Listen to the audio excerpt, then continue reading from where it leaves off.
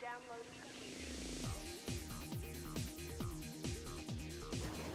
everyone, and welcome to the Adventurous Joe Show. I'm your host, Joseph Michaels, and this week, we have some big news from E3. Last week was the biggest video game thing you could ever imagine being at, and Tara Babcock got to be there personally to see it all happen. We'll let her tell you about her interview with Witcher 3's creator, and also with cosplay extraordinaire Jessica Nigri. If you call her Nigiri, she'll think you're calling her sushi. Don't ask. Anyways, we'll also be hearing from Angry Joe about his interview with Microsoft's Major Nelson. And Ladie K has also posted a couple of great videos. One I think all of you should watch is the Monsanto Protest. It was taking place in Chicago, Illinois recently, and basically it's about the fact that Monsanto is using us as human guinea pigs, putting things in our food and stuff that we don't even know that's happening. So the protest was basically all about that, and it was good to watch. Now, the other thing that's from Ladie K is the 2013 Chicago Auto Show. She was there to see it all happen, and you'll get to see it too. Also, the Black Veil Brides are on the Warped Tour. Yes! I like those guys, I'm sorry. Also, you'll be able to watch their music video in the end. I posted a link down below because for some reason I can't copy the link, make a video of it, so I can put it in this video itself. So, you'll just have to go with the link.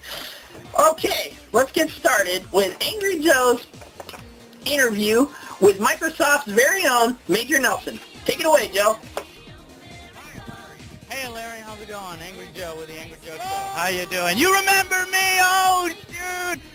Yeah, you remember me from many years ago. You came to my city. I said something stupid to you. I was like, you don't look like a gamer, but you know what do gamers really look like, you know? They're everybody. Right? That was when I was young and inexperienced. But since then, I've learned a lot of different things. Anyway, so Angry Joe here with Larry, and we wanted to go ahead and just get a few questions answered about the new features of Xbox One. Have you got a chance to play with it yet? I have not. But tell you what, I know. But listen, so the Xbox friends list, originally it was going to be 1,000 friends. Now it's going to be unlimited friends. Is that correct? Unlimited, yeah. I mean, it's that when you say unlimited in the minds of developers, that kind of makes them panic. But essentially, it is unlimited. Okay.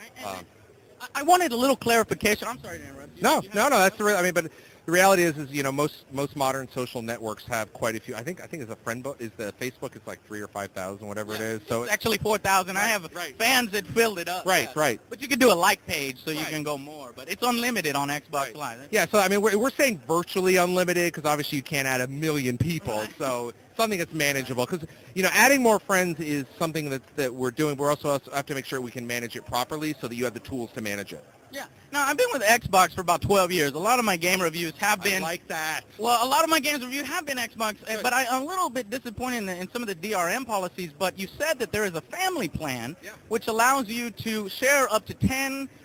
with up to 10 family members, and a lot of people are scratching their heads and saying, how exactly does that work? Does that mean 10 of my family members can play the game 2 at a time on this? Like I buy one game, let's say I buy Killer Instinct, right? And my dad wants to play with it, right?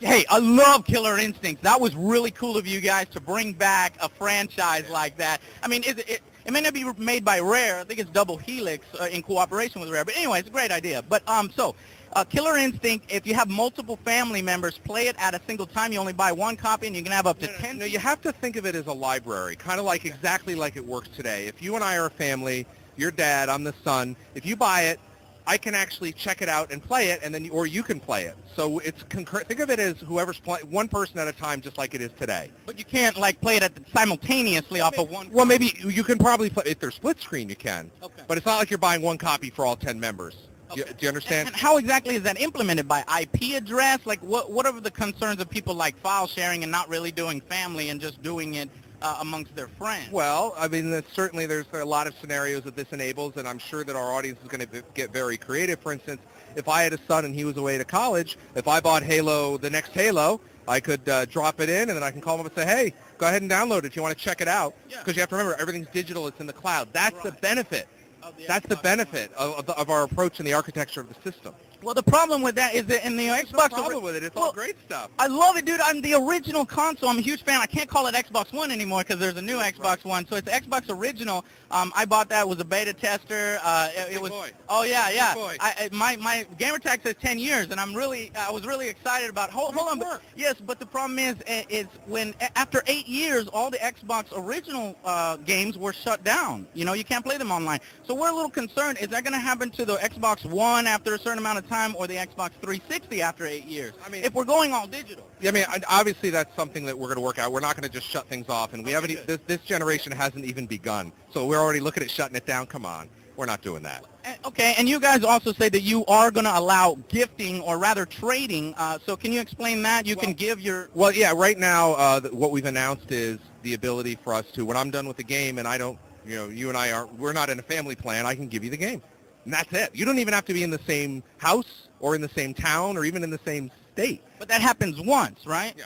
So what happens with that new owner? Can he then go resell that game at a retailer? Not to my knowledge, no. Okay. And so the Xbox One, I've actually read it, is region locked, and you guys aren't releasing in Poland, which you guys are promoting Witcher 3, which is a huge title, but you're not promoting in Poland. Yeah. So if it's region locked, one of your main titles isn't even available on the Xbox One, right? I actually haven't even looked into that, so I'll have to take a look at that. I'm not that familiar with that specific question. Okay, I appreciate it. I've been busy at the show. Yeah, for sure. And recently, Don kind of, made a comment about, internet and nuclear submarines, which a lot of people took the wrong way. Have you heard of that? I have not heard. Basically said, if you can't buy an Xbox One with internet, then, why don't you just buy a 360? You know what I'm saying? But people who don't have, good internet connections in rural areas, or, for example, other countries or military bases. Have you looked at the specs on it? Because we're actually been very clear about, hey, in order to really realize the future and the vision that we're going to have with Xbox One, it's a connected console, right? But it limits it quite a bit. But it doesn't. It actually doesn't limit it, because the experience that I just described of me giving you a game when you're on the other side, is that limiting? Or the fact that we're a family and you can check games out of the family library, but if you don't even need the physical disc anymore, is that limiting? No, not. But you're building the infrastructure in order to allow DRM. So you say only at participate. This isn't about. Okay, next question. All right. Well, that was a really important question. Okay, cloud gaming. So one of the new features of Xbox is the power of cloud gaming. Originally, some people had said that maybe it would be as powerful as 1 or even 3 Xbox Ones. How exactly does the cloud gaming computing work to make it more powerful? Well, you have to think of the fact that because it's connected with Xbox Live, that you have more, for lack of a better term, transistors in the cloud. So we can do a lot more things on the cloud side, which frees up the console to handle other tasks. So you should think of it that way. We've seen some of the games on the floor that are really thinking smart about the cloud. We'll see them over the next many years throughout the life of Xbox One. I mean, you have to admit, Joe, that the world is moving digital and online. Do you agree with me there? I do agree with you there. I definitely do. And we've seen some wonderful things happen when you move things into the cloud. Do we agree on that? We totally agree on that. We are definitely moving into an online, completely online. Maybe we'll eventually go all digital. Yeah. And we just want to make sure that our investments are protected. So, I do too. Well, okay, if Xbox is going to do this, they're dead set on doing this. You know how perhaps Steam have a bunch of great sales right now on the Xbox. Give us a game on Steam? Currently, no. I don't think you can. I don't think you can. That's a feature that you guys have. You guys deserve all credit. No, there is not a family plan on Steam. But what I'm saying is Steam does have discounts. You know, the games on demand, those games seem to never really drop in price too much. Right. Steam has those Steam sales. Will Xbox be offering amazing sales to entice people? Because essentially it's becoming more like a PC with the DRM and all that. So will you be having great deals where people are like, oh, my God, that's what, $20, or you have a whole bundle? You know how. Sure, I mean, this Steam does it all with older games. Absolutely, I see it all the time. Okay. But we're certainly building this infrastructure. We actually do that today on Xbox Live Marketplace. So it's a great sales over the holiday. not at the level of the summer sales. They drop in price over time when they become platinum hits. I've looked on there. Sure. Do you like them? Do you like the yeah, game? Some Okay. games because I've been with Xbox Right, for 12 years, right. but I'm asking, Yeah, I mean, it's will there be infrastructure to allow massive sales sometimes? There absolutely is an infrastructure for that. I mean, that's what we're talking about, this move to the digital. So we're real happy with that. And you guys will be doing that? Well, I can't say we're going to have sales on day one. I mean, the console's not even out yet, Right. so, right? Right. So certainly the team that handles the marketplace is going to look at that, and they want to do what's right for the customers and give them deals. I mean, we have some really good deals, and we have some good deals all the time. But certainly with this new infrastructure we're building, we want to get more and more aggressive. And so for one final question here is, so what about for users who just don't want to, have this DRM and be forced to buy the Kinect and different. I know, you're but not looking at the benefits of the family. Do you not care about that? The fact I you only do need care one about gold that, but subscription now? okay, here's what I care about. Some fans for Peru walked up to me and said, "Joe, we love your show, man. Oh, big fans." And we're Xbox guys. You saw the Peru guys? Well, the Xbox One is not being released in the Peru region, so it's going to be region locked. Perhaps not right away. Okay, if you remember when we launched the 360, it was a regional rollout. We did different regions. We certainly want to give Xbox One to as many people as want them, but there's a lot of things we have to do first to make sure that we're in local compliance with the laws, we have the right gaming which in the the European Union, they actually have a law that says that publishers cannot dictate to you that you cannot resell your game. How do you get around that? I'm not familiar with the law. You're not familiar with it? I was just told that. I don't know for certain on that. Somebody told me that. So are you a lawyer? No, I'm not a lawyer. I don't think we should be talking about that. Okay, all right, fine. We'll move on. But one final question that I did have for you is, what do you say to those people that don't have a good internet connection that want to buy an Xbox 360? Just like they asked the same question to Don. Sure. I can say that when you say you don't have a good internet connection, you just need you could use a mobile. You could tether to your phone. So there's a lot of different options. We've talked about. You guys also have the option to disable. I know it's very simple to disable the 24-hour check-in and the one. Do you? Are you on the development team? No, I am not. Okay, so I think that's team. a little bold of you to say it's simple. Well, I'm pretty sure that you guys you're building the infrastructure. Okay, they did say that it's you leave it up to the publishers. Let's use, for example, The Witcher, CD Projekt Red, who's not really into DRM, right? Can they choose, for example, to say, well, we don't want any DRM on our games. You can do used games. You can give your games to your friends unlimited amount, not just once. Or will you guys impose the restriction of only lending that game once? We want to do what developers and publishers want to do, and if that's something they're interested in doing, then we'll certainly work with them to make sure that they get success. Okay, that's wonderful. That's a step in the right direction. So if a publisher says, we don't want to do any DRM. We're actually really happy about where we're going with Xbox One, because you have to think of it this way. Xbox One is the future. Mm-hmm. We talked about the cloud and computing, Kinect, and all these. I know. Eventually, we're going there. We're going there. Do you want to come to the future with me, Joe? I do want to come to the good. future, but okay. Well, thank you very much for your time. I really appreciate it. Thank you so much, Larry, for doing this. I really like your work, man, so keep it up. I respect you for having this interview with me. I appreciate it. People are just a little confused, sometimes a little angry and disappointed with the console. We're still a few months away from launch. There's just a few more questions there. Maybe I can email you the rest of them at another time. Okay, thank you so much, sir. So thank you, Angry Joe. Okay, now Tara Babcock got an interview with several people at E3, but the ones I liked the most were her interview with Witcher's creator and Jessica Nigri. I did it! Oh, I'm so sorry, Jessica. I'm so sorry. With Jessica Nigri. Cosplay extraordinaire. She's been to a lot of video game conventions, comic book conventions. You probably would notice her and recognize her if you saw some of the stuff she dresses up as. Okay, so let's get started with Tara's interview of cosplay extraordinaire Jessica Nigri. Thank you. Hi, I'm Tara Babcock here for Zoomin.TV Games, and I am here with the wonderfully lovely Jessica Nigri. Oh, how many other people that said my name right? Really? Yeah, Nigri. Yeah. How do people use it? Nigiri? Like a Nigiri? Yeah. No. You got it. Yeah. Really threw me out there with that. Really? All right. Okay, so you are an amazing cosplay goddess, right? No. What? I just tried to catch you there and like, I know, I was like, what? Totally. Yeah. Of course. No. So why are you not cosplaying right now? I was cosplaying earlier for Killer is Dead, and that was actually really cool. I was making it small. Yesterday, I was actually in my Edward Kenway female assassin. I'll be wearing that again tomorrow, because I'm a huge fan of Ubisoft and everything. So right now, I'm just getting flagged and hanging out and playing games. We just saw the Black Flag preview, and that looked amazing. My friend said it was Assassin's Creed Wind Waker. Made me laugh. So. Yeah, that's true. So, how did you get into cosplaying? It was an accident. Yeah. You just like fell into an outfit and looked hot. Well, I was like, oh, I like this stuff. I'm gonna dress up as like a sex Pikachu. That'll be fun, right? And then there was, yeah, I don't know. Crazy. It's a fluke. Do you make all of your own outfits? I do indeed. Yeah. Even the molding and everything. Yeah, well, I mean, like, I sculpt stuff. I haven't actually molded anything yet, so that'll be a new challenge on the horizon. This girl is amazing, you guys. No, and humble. No, not even humble. She's now conceited. No. So what was your favorite cosplay?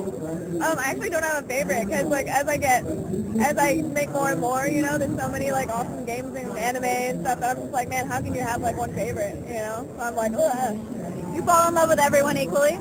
Equally, yeah. Except the ones I hate that I don't do. Then I'm like, I hate you. Get out of here. I don't want to see you. Are you ever hired to, like, cosplay as something you're not really into? Usually I'll turn it down. I'll be like, you know, I've never been a fan of insert whatever here, and I'm like, I'm sorry, I can't represent your game. That's amazing. I love to hear that. They'll be like, oh, all right, sorry, and I'm like, ah. So, that's awesome.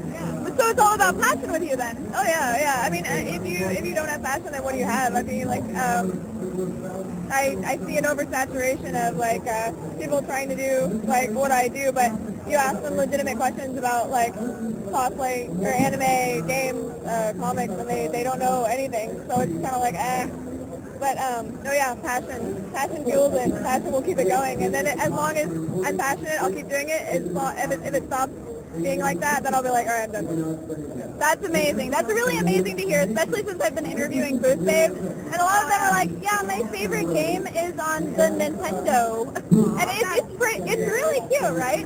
But at the same time, I think money is more of a motivator for them than actual passion for gaming, which kind of sucks, right? Yeah. Well, I don't know. Yeah, that's all right. You gotta have. I have noticed a severe lack of booth babes at E3, so yeah, what's up with that? I don't know. I think they're going like direct to PAX, which is kind of cool. Because I like how PAX doesn't have a lot of booth babes, but they have like really they're really all about the game. They're not about like, you know. So that's cool. I like that. So do you have any like really messed up stories from like being on a floor cosplaying and everything, and people are just kind of treating you weird? Nah, man. If they treat me weird, I'm like, so that would be terrifying. I'm very open with it. I'm like, are you gonna really make those comments? I'm gonna make comments back. So it's like nice package, asshole. I'll be like, go work out. So, yes, Jessica Nigri, go work out. Quoted right here.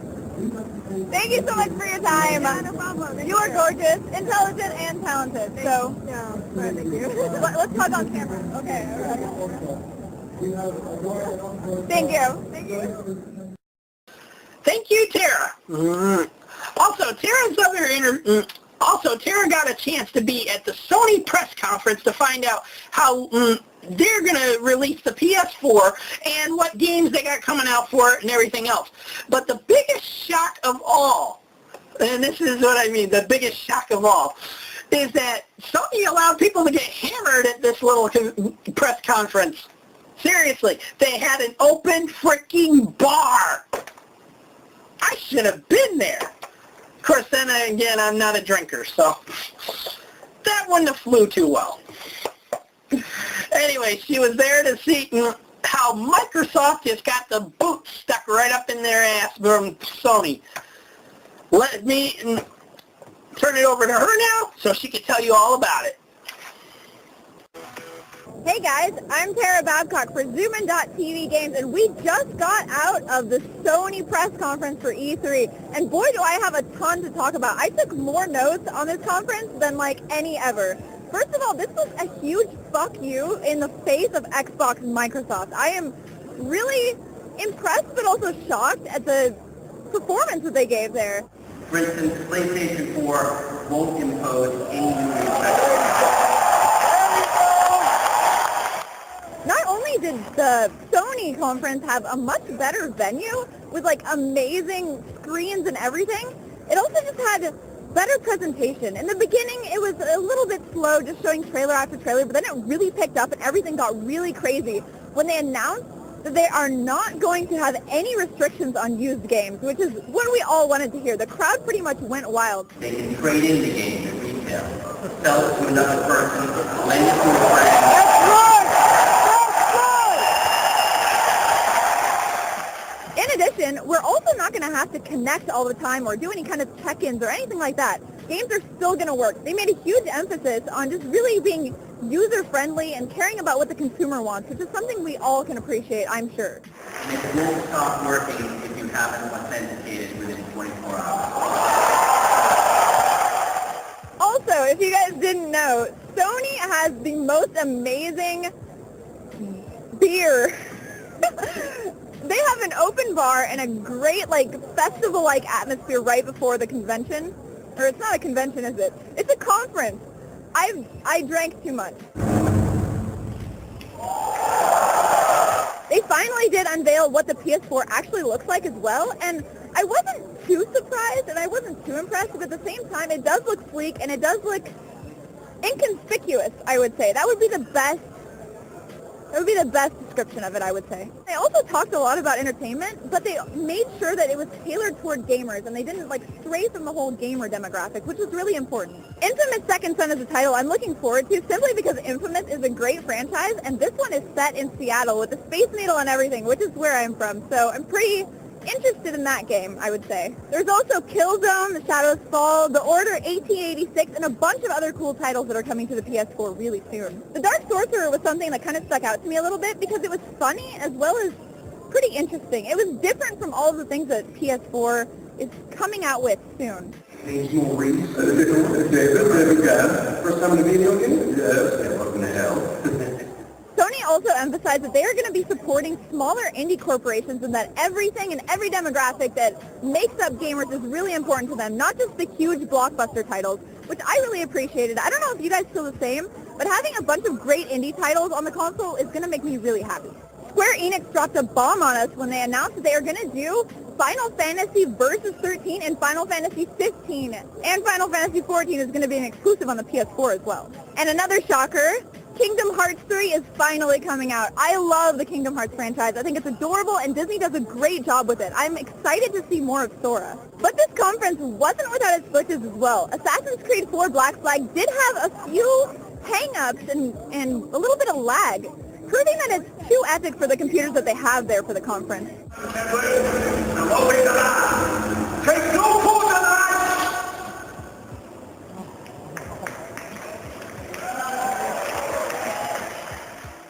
Watch Dogs is another big title. The crowd went crazy and the presentation was astonishing. I really enjoyed watching it, and I'm probably going to pick up this title now just because of this showing here. Sports fans are also going to be pleased with NBA 2K14, which is really realistic, and they showed that in the presentation. We're also going to see some Mad Max. I mean, need I say more? This is going to be pretty epic. Everyone loves Mad Max on any genre of any kind of entertainment, so this coming to the PS4 is going to be pretty exciting. Sony also announced there's going to be 140 new games coming to the PS4, 100 in the first year, and many of those are going to be exclusive just for the PS4 and Sony.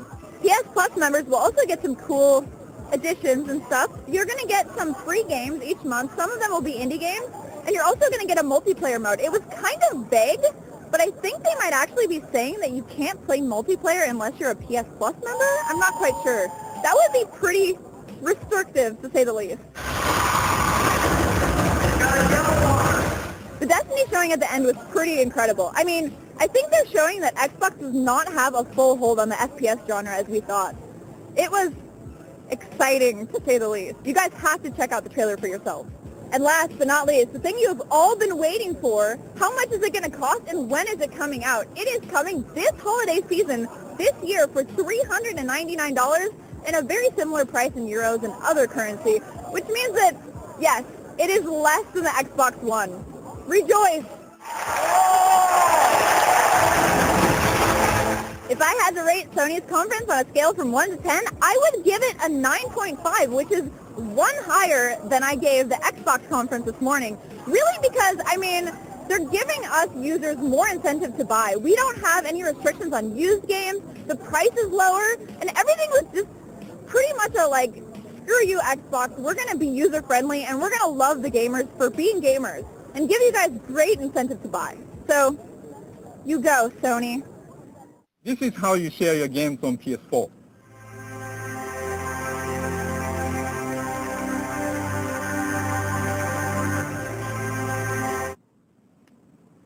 Thanks. PlayStation.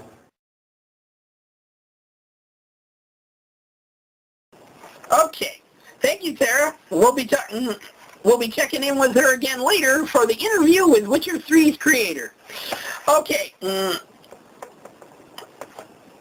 Now, Ladie K went downtown Chicago to where a huge protest was taking place over Monsanto.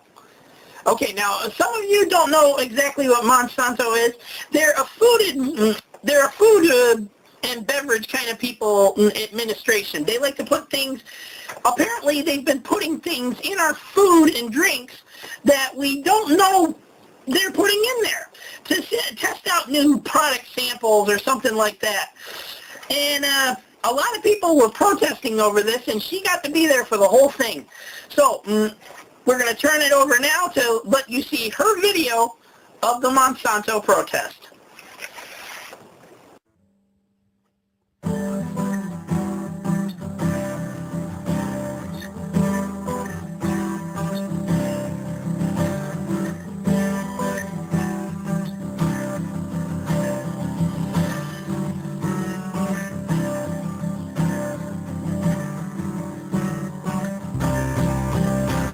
Our children have the right to grow up with natural food. Stop poisoning our youth. Just let me know what I'm eating. We're not your livestock. People and health come before profit. Say the people at Monsanto need to start caring more about people than about their own money. If I had one thing to say to Monsanto, go out of business. You're hurting the world.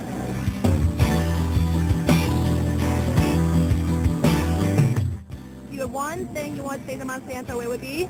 2,4-dichlorophenoxyacidic acid and 2,4,5-trichlorophenoxyacidic acid are absolutely toxic that we have used in Vietnam.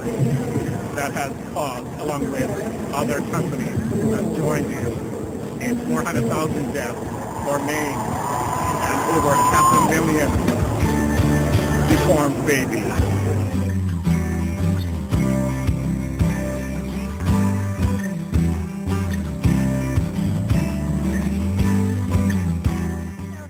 Era when the people are speaking in corporations. In order for them to continue into perpetuity in the future, you must listen. We are done with all of the chemicals and all of the things that you've created to hurt our environment and our health. It's time that you pay back and you give back to us. We're ready for we will support you when and if you actually produce things that are good for us, our people, our children, and our environment. The message to Monsanto is to please have a heart and to think about humanity and humanity first, before big business. I think you know that 90%, basically 100% of Americans do not want your crops. We are burning your fields, we are getting you out, and we are not going to buy your poison anymore. Thank you. If I had one thing to say about Monsanto, I'd say label our food. I want you to stop being selfish. If you had one thing you could say to Monsanto, what would it be? I would say die. Right now. Done. No more. Go away. Have you ever tried your own food because it is killing all of us? If you're thinking about today, why don't you think about tomorrow, too? You're going down. If you're so proud of your food, why don't you label it? Get that cold on the thing! Monsanto, we are not your guinea pigs, and that you do not need to test your genetically modified food on us or our children.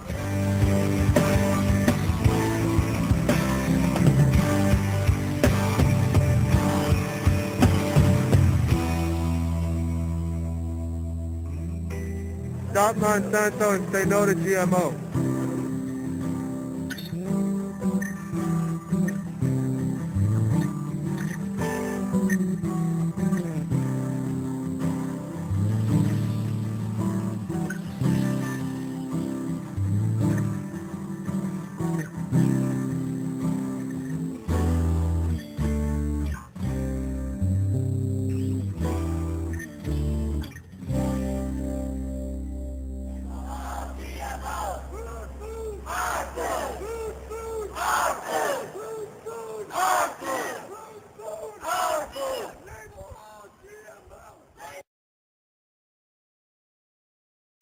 Wow, very informative indeed. Also, Lady K will be back at the end of this program to show you her little trip to the Chicago's 2013 Auto Show. So, on to more other news. Tara Babcock got to talk with Witcher's creator and talk about the upcoming Witcher 3 for Xbox One. Yes, very disappointing for just Xbox One. When Witcher 2 got put out, it was for multiple platforms.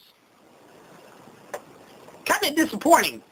But, nonetheless, Witcher 3 creator and Tara Babcock got to have a nice interview talking about how Witcher 3 is going open world. And I mean open world.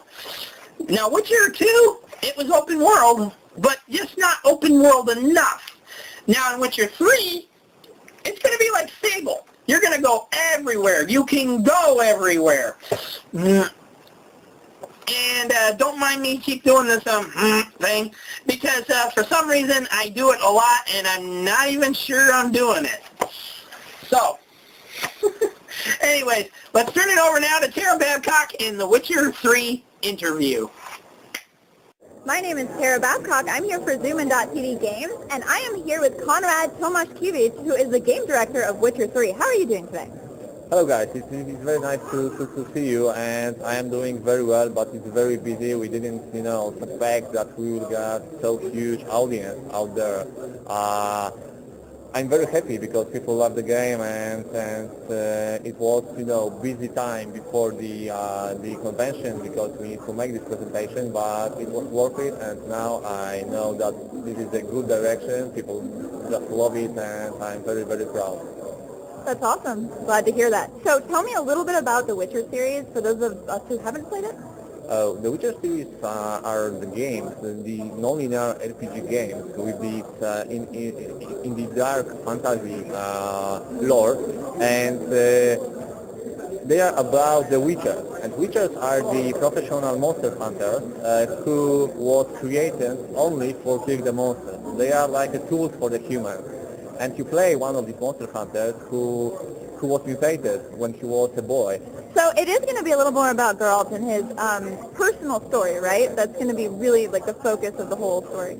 Exactly, yes. Geralt is the center of the story right now. And of course there are, war in the background. There are some political actions in the background. And if you will do the side quest and if you do some also main quest, you can impact this situation. And we from the first part of the game, the most important for us was the storyline, the immersion with the storyline, emotional approach to the storyline, and the choices. In our game, every choice got its own consequences, and you cannot predict them. They are not black and white. They are like a shade of gray, and even if you, for example, hurt someone and you think that is good, later in the game he can do something wrong for people you like. And you never know if you're doing good or bad. So tell me a little bit about the mature content that's going to be in the game. I know The Witcher is a very mature series, so what can we expect? You can expect, of course, relationships. You can expect sex. You can expect brutal combat. You can expect, situations you can meet in the real life. I mean, the dangerous situations which you can do something or not do something, and you can meet people who doing some wrong things, and you can work with them because sometimes you need to, but it's like a real life, and we will put every major stuff we got in there. That's awesome. So The Witcher has gone open world. Tell me a little bit about being on the development team of an open world RPG. Oh, it's very challenging. We decided in the beginning, my vision was to combine two types of games.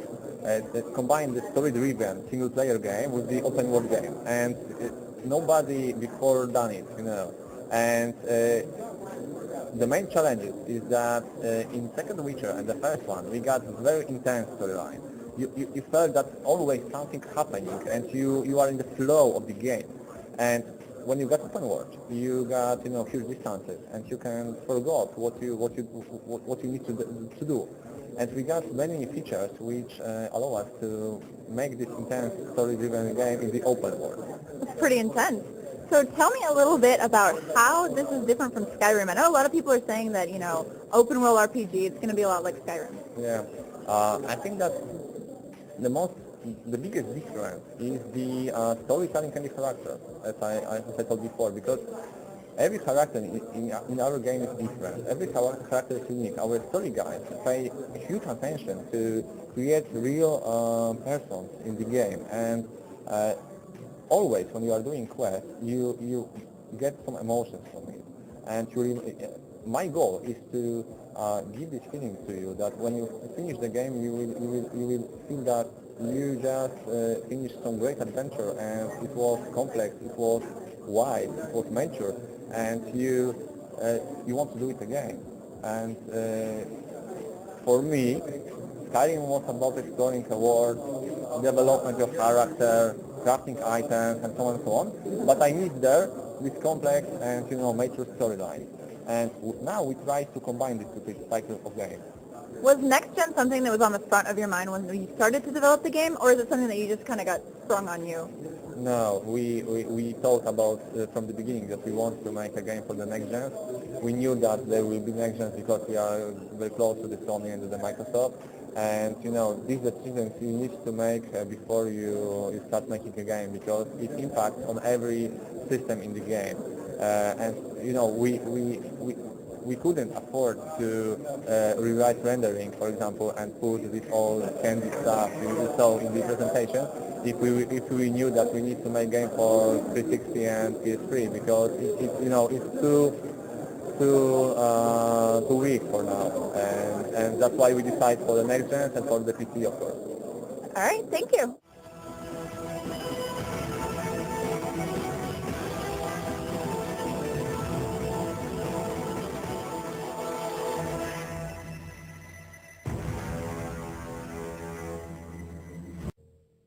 Okay, and thank you, Tara, for that lovely interview. Now, last but not least, the Black Veil Brides, people. They're on the Warped Tour. I wish I could go to this thing. It was off the hook, apparently, and a lot of fun, too. Now, the Warped Tour goes on for quite a while, and they're going to be on the Warped Tour, going around different cities, different states, so on and so forth, and playing their music. And I wish I could be there to see this. Whew, unreal. To Andy and the guys, I just got to say congrats, and I wish I could be there. So, okay. Anyways, there's music video in the end. I posted the link down below because for some reason I can't get it to work on this video. I couldn't even download it. Maybe I think it's something to do with copyright protection law or something, but either way, I just could not get it to work. So, the video link is down below. You want to check out their music video for In the End? Check it out. It's a great song, great music video, and Andy and the guys just keep on rocking in it. Okay, and last but not least, on my last bit of business here, I'd like to thank whoever sent me these, because apparently it's a viewer, an anonymous viewer on my YouTube channel that I can't find out who it is, though. But I got a nice note saying how much they like my show and appreciates my hard work on everything. and said that I sent you these as a nice little gift. All I got to say is thank you. I like Halo. So Halo is a great thing to have, even in action figure format. Okay, that's pretty much it for our show. Now, we'll leave you with Ladie K's trip to the Chicago 2013 Auto Show. Thanks for watching, and catch up with y'all on the next Adventurous Joe Show.